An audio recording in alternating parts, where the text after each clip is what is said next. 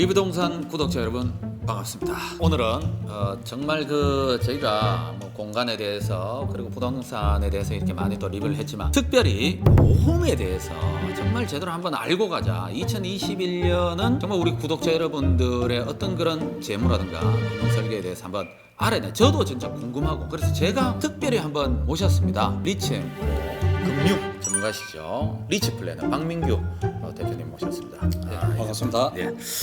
리츠 플래너님께서 과연 얼마나 부자 설계가 가능한지 한번 제가 검증을 하면서 우리가 보험에 대해서 한번 제대로 알아보겠습니다. 저도 보험을 굉장히 좀 많이 넣고 있는 편인데 제가 개인적으로 생각하기에 우리가 이제 금융 자산 중에 단기, 중기, 장기로 봤을 때 장기적인 어떤 금융 투자 상품에서 보험만한 건 없다라는 데는 저도 동의를 하거든요. 예. 그래서 굉장히 이제 보험을 좀 많이 가입을 한 상태고 그게 이제 위험에 대한 굉장히 안전 자산이잖아요, 그죠? 예. 또 보장 자산이니까. 근데 이제 보험이 너무 계속 상품이 개발돼서 또 넣어야 되고 또 넣어야 되고 하니까 막 갱신을 해야 되고 하니까 여기서 오는 스트레스가 좀 있거든요.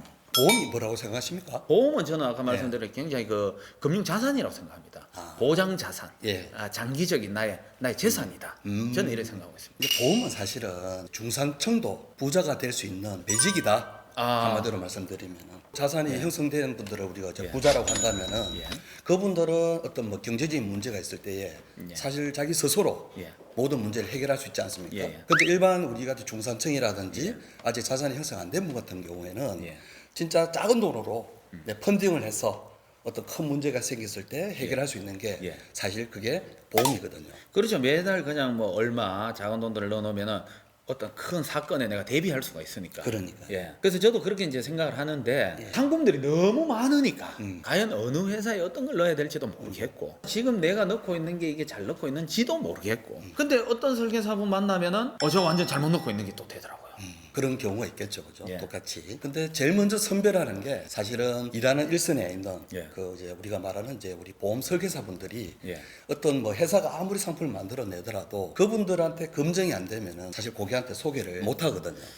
자, 그러면은 오늘 뭐 이렇게 한번 여쭤보겠습니다. 보험이 여러 가지 보험이 있는데 제일 먼저 가장 넣어야 될 보험의 우선순위 이것만은 하나는 꼭 넣어야 된다. 좀 전에 말씀을 제가 드렸는데 예. 이제 보험이라는 거는 평생 치료비와 예. 평생 생활비를 예. 이제 만들어내는 예. 어떤 하나의 금융 이제 기관이라고 보면 되는데 이제 젊을 때는 본인이 이제 젊으니까 아직 건강하다 생각하기 때문에 보장성보다는 나름의 어떤 저축에 아마 관심이 많고 가질 건데 이제 보통은 우리 젊은 분들이 이제 우리가 제일 1차적인 재무 목표로 저희들이 권해드리는 거는 종잣돈 마련이라고 하거든요.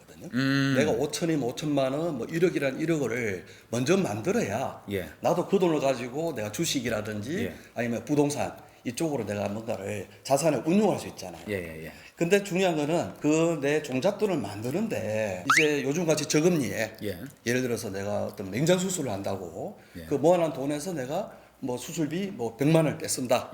이러면 결국은 내 종잣돈 마련하는데 뭔가가 좀 늦어질 수 있잖아요. 그 한마디로 말씀드리면 저축이 만두로 비유를 하면은 만두 속이라고 그러면은 보험은 만두피라고 생각하시면 됩니다. 그래서 젊은 분들은 제일 먼저 일단은 해야 될 게 실손보험은 젊은 분이나 어느 정도 나이 드신 분이나 마찬가지인데 국가에서 이제 4대 보험이 다 해주면은 사실 들 필요가 없어요. 근데 그걸 다 못 해주니까 우리가 이제 민간 보험회사에서 어떤 상품을 개발해서 그걸 하고 있잖아요. 그래서 아마 이제 실손보험이나 그 다음에 나이 어리지만은 혹시라도 내가 지금 당장 어떤 일이 닥쳤을 때에 대한 것도 그건데 이제 종신보험 이런 부분들을 미리 좀 준비를 하시는 게 중요하다. 다시 한번 제가 정리를 해드리자면 가장 먼저 우리 사회 초년생이 가입을 해야 될 첫 번째 보험 단 하나만 가입해야 된다면 1번 종신보험, 2번 실비보험, 3번 안보험. 자, 거기서요. 제일 먼저 해야 될 거는 일단 실손보험부터. 이게 이래 바뀌었습니다. 이게 정직하시다는 거예요. 실손보험은 수당이 작아요. 월 들어가는 것도 작고 종신 들어가줘야 설계사들이 남는 게 많습니다. 근데 여기서 종신을 꺼내지 않고 실손을 꺼낸다는 거는 이거는 진정으로 생각한다는 거거든요. 와, 리츠 플래너. 제가 이때 동안 만난 설계사분들 중에 거의 90%는 종신이에요. 종신이 이 수당이 제일 좋아요. 연금보험도 종신보다 좀 못합니다. 일단 실손, 실비보험 무조건 있어야 된다. 그게 굉장히 중요한 포인트고, 그 다음에 그러면 실손은 이제 지금 거의 다 있어요. 그 다음 스텝으로 이제 뭐가 돼야 됩니까? 자, 실손 이제 다 넣었다. 예. 결혼을 하게 되면은 일단 책임이라는 게 있잖아요. 물론 요즘 맞벌이 부부가 많지만은 그래도 이제 그 집에 이제 가장이라는 역할을 이제 부여받게 되는데, 가장의 역할이라는 거는 정신적 역할도 있지만 경제적 역할이 크지 않습니까? 아, 중요하죠. 근데 이 가장이 잘못됐을 때에 대한 그러면은 모든 가족들의 어떤 생활비나 애들 학원비라든지 모든 게 다 작살날 수가 있으니 그래서 사실은 종신보험이나 종신보험이 너무 비싸다고 생각하면은 정기보험이라는 게 또 있어요. 똑같은 사망을 보장하는. 아하, 예. 근데 요새는 또 뭐 결혼관이라든가 가치관이 많이 달라져서 나는 나고 내가 뭐 가족들을 위해서 뭐 그런 보험을 넣기보다는 나의 연금 쪽으로 많이 또 생각하시는 분도 많지 않습니까? 그죠?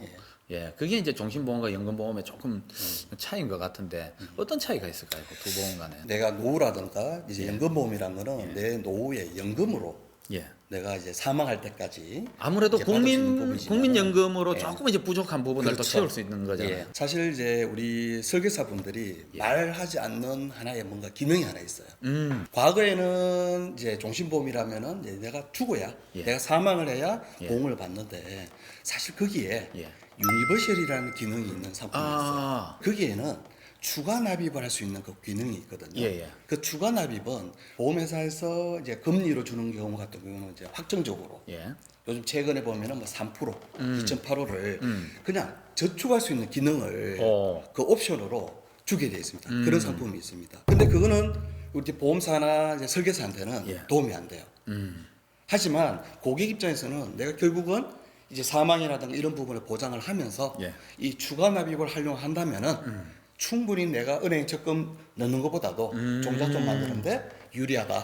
기존에 그러니까 뭐 한 구자를 가지고 있는 사람들 혹은 뭐 두 구자를 가지고 있는 사람들 그 보험이 있으면은 거기에서 추가 납입을 활용하면은 이율이 굉장히 높습니다. 그러면 좋습니다. 예를 들어 가지고 뭐 실비보험 그다음에 아까 말씀하신 종신보험 추가해서 추가 납입 추가 납입을 하든지 아니면 연금보험을 해서 연금을 보장받든지 국민연금으로 좀 약한 걸 하든지, 그 다음에 이제 운전자 보험하고 이렇게 있잖아요. 그 다음에는 또 뭐가 우리가 이제 생활 속에서 또 필요한 게 꼭 있을까요? 이제 일상생활 배상 책임 보험이라는 게 있습니다. 어떤 보험에 가입할 때에 그거를 이제 넣는데 심지어 이제 우리 애가 그거 맞죠? 일상생활 배상 책임. 놀이터에서 놀다가 돌을 던졌는데 옆에 이제 수입차 많지 않습니까? 수입차를 이제 예를 들어서 유리를 깼다, 아니면 흠집을 냈다. 그런 경우에도 일상생활 배상 책임보험에서 배상을 받을 수 있어요. 보상을 그것도 됩니까? 제가 아니고 우리 애가 그랬는데도. 맞습니다. 그러니까 저도 일상생활 배상 책임이 들어가 있는지도 몰랐는데 이게 특약으로 실비에도 들어가 있고 다른 데도 들어가 있더라고요. 그렇죠. 들어가 있는 게 있더라고요. 그런데 이제 특약 보니 그 비용이 얼마 되지도 않아요. 그게 활용도가 굉장히 많아요. 근데 몰라서 그거를 청구를 못해서 못 받는 경우가 의외로 많다. 맞아요. 청구를 잘해야 돼요. 어쨌든 근데 뭐 오늘 이렇게 와주셔가지고 제가 궁금했던 거는 좀 많이 또 해결이 된 것 같은데, 여러분들 리부동산을 통해서 알고 싶은 여러 가지 이제 다양한 어떤 것들을 또 이야기해 주시면은 저희가 모든 것들을 다 리뷰해 보도록 하겠습니다. 오늘 박민규 리치 플래너와 함께했습니다. 고맙습니다.